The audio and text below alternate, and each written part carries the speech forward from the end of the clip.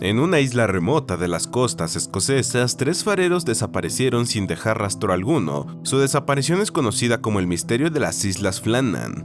Esta es su historia, una real. Todo comenzó a inicios del siglo XX, cuando el veterano marinero Thomas recibe la tarea de custodiar el faro de las Islas Flannan. Será acompañado por James, un padre de familia con quien ya ha trabajado antes, y Donald, un jovencito que no tiene experiencia alguna en el cuidado de faros, ni tampoco en viajes por alta mar. Luego de navegar a través de un montón de niebla, logran divisar el faro de las Islas Flannan, su hogar por las próximas 6 semanas. Al llegar son recibidos por el anterior equipo de fareros, cuyo capitán se muestra preocupado por el estado de Thomas. Este se niega a responder, manteniendo a oscuras lo que aqueja su corazón. En su primer día, James se dedica a enseñarle el oficio al novato, desde la limpieza de la luz del faro hasta el funcionamiento de la sirena de niebla. Thomas, por su parte, hace inventario de suministros y marca con un lápiz el nivel de las botellas de alcohol. Luego, al momento de comer, Donald tiene problemas para sacar la carne del cangrejo. Entonces, Thomas le enseña cómo hacerlo de una forma retorcida, replicando un método de tortura que aplicaban los piratas en su época. Pero así como sabe sus cosas perturbadoras, el capitán también toca el violín, y James suma la melodía con su voz. Al final, el novato también se une a su cántico. Estaba siendo un rato agradable, aunque Thomas debe ausentarse para visitar la pequeña capilla de la isla, donde enciende una vela por cada uno de sus difuntos, su esposa y sus hijos. Al otro día, una intensa tormenta azota la isla y deja a oscuras el faro. Con sumo cuidado, los guardianes limpian el mercurio que se había caído y reactivan la luz del faro. Hecho eso, se acuestan a dormir esperando que no haya otro accidente, aunque al poco tiempo, Donald despierta alarmado por unos gritos en el exterior. Se trata de Thomas, quien se encuentra hasta arriba de alcohol y se lamenta por la pérdida de sus seres queridos. James aparece justo antes de que cometiera una locura, llevándolo de vuelta al faro mientras que Donald se hace el dormido. Al amanecer se topan con algo peculiar a las puertas del faro, un montón de gaviotas muertas o desorientadas. Es la primera vez que un veterano como Thomas se enfrenta a este tipo de situación, aunque le han advertido que podía llegar a suceder. Durante la limpieza de los cadáveres, Donald trata de lanzar una gaviota a la espalda de James, quien por supuesto no se deja. Thomas naturalmente no participa en el juego. Poco después, Donald escucha los ladridos del perro del faro que parece haber encontrado algo importante.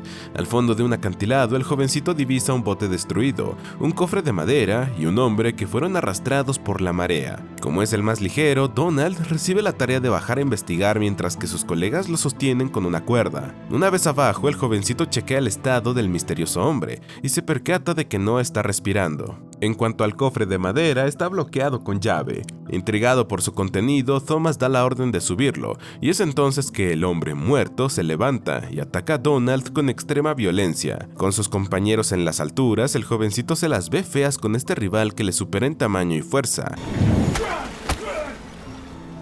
pero no en ingenio. De vuelta en el faro, los guardianes tratan de consolar al novato, quien no puede dejar de culparse por matar a un hombre, así sea en defensa propia. En eso, James trata de forzar la cerradura del cofre, aunque Thomas se lo prohíbe rotundamente. Sea lo que sea que haya allí dentro, casi les cuesta la vida de Donald. Hablando de él, el capitán le promete que en cuanto arreglen la radio lo enviarán de regreso a casa. Ya ha tenido suficiente en el faro. Caída la noche, Donald, incapaz de conciliar el sueño, visita a Thomas de sorpresa y le da sus condolencias por la pérdida de su familia. No lo había hecho antes porque ni siquiera sabía. Acompañado de una taza de té, el jovencito le cuenta de sus vivencias en tierra firme, donde era constantemente denigrado por ser un hijo bastardo. En respuesta, el capitán le deja claro que si se llama bastardo a menudo, eventualmente se convertirá en uno de verdad. Al volver a su habitación, Thomas no puede ni cerrar los ojos, puesto que los recuerdos de su familia lo atormentan. Ante la falta de sueño, decide matar el tiempo haciendo lo que dijo que no iba a hacer, abriendo el cofre. Más allá de unas botas y algunas prendas, no parecía haber nada interesante en su interior, al menos hasta que llega al fondo. Ahí yacen varios lingotes de oro. Enseguida el capitán vuelve a poner todo en su lugar y regresa a la cama como si nada hubiese pasado. Al momento del desayuno, Donald se muestra nervioso por las posibles represalias del asesinato de ese hombre. Por esa misma razón desea abrir el cofre, con la intención de encontrar algo que le diga quién fue ese hombre. No obstante, Thomas sigue inflexible con el tema. No es no. Pues bien, al rato se topa con la escena que estaba temiendo, Donald y James abriendo el cofre. Estos enloquecen con los lingotes de oro, celebrando su nuevo estatus como millonarios. El capitán aborda la situación con más cautela, advirtiéndoles que llamarán la atención en tierra firme con tanto dinero, y eso sin contar que los aliados del hombre muerto podrían venir a la isla. Cuando Donald desestima sus miedos con su típica rebeldía, Thomas pierde la paciencia y exclama que no ha labrado una carrera de 25 años para echarla a perder por culpa de un bastardo. Luego de consultarlo con el mar, el capitán regresa más calmado y acepta quedarse con el botín, solo que deben seguir sus términos. Tienen que deshacerse del cadáver, arrojarlo al fondo del mar. Una vez cumplan con su periodo laboral, se dividirán el oro y lo mantendrán escondido al menos por un año, hasta que un colega de Thomas lo convierta en efectivo.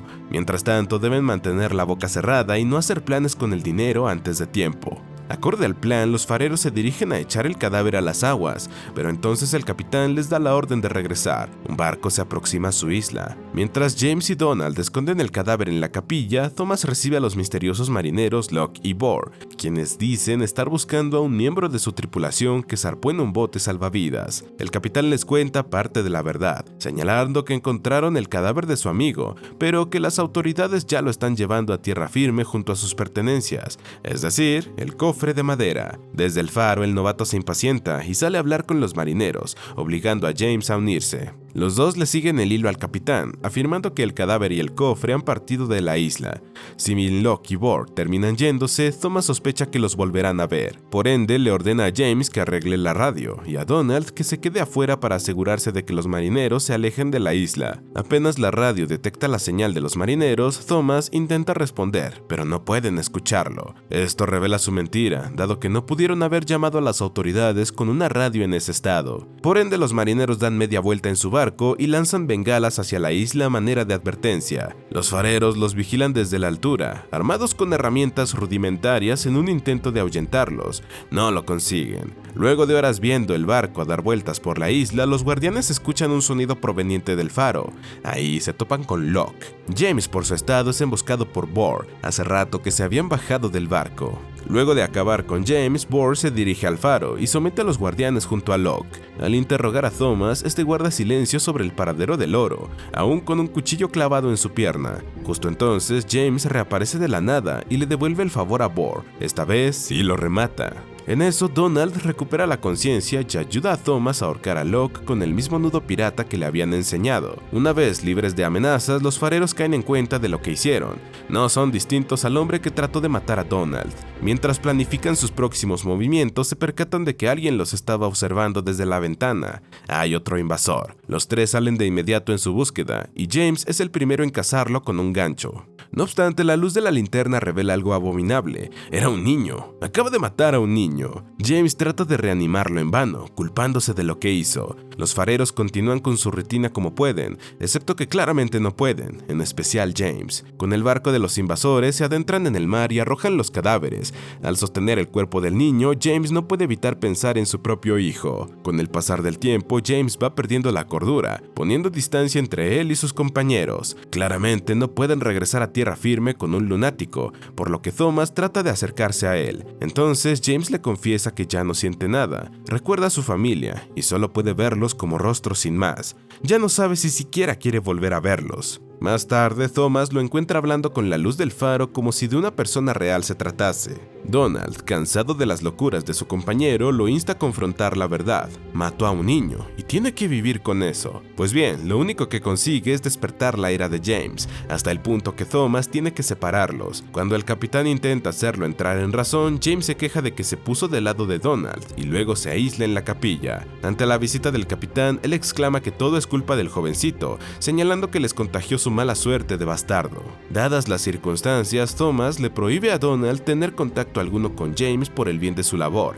Que Dios los ayude a llegar al final de su turno, porque Donald sabe que no lo lograrán con un compañero como James. Por ende, le sugiere al capitán la idea de huir juntos con el oro mientras puedan. De pronto, la sirena de la neblina comienza a sonar, por lo que Thomas se dirige a checarla mientras que le ordena a Donald que vaya a la capilla.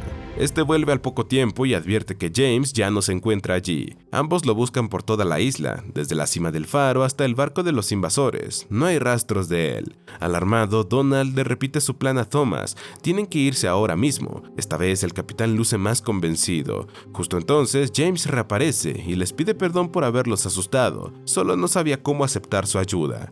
Sus compañeros se creen sus palabras y admiten que estos días en el faro también los han cambiado a ellos.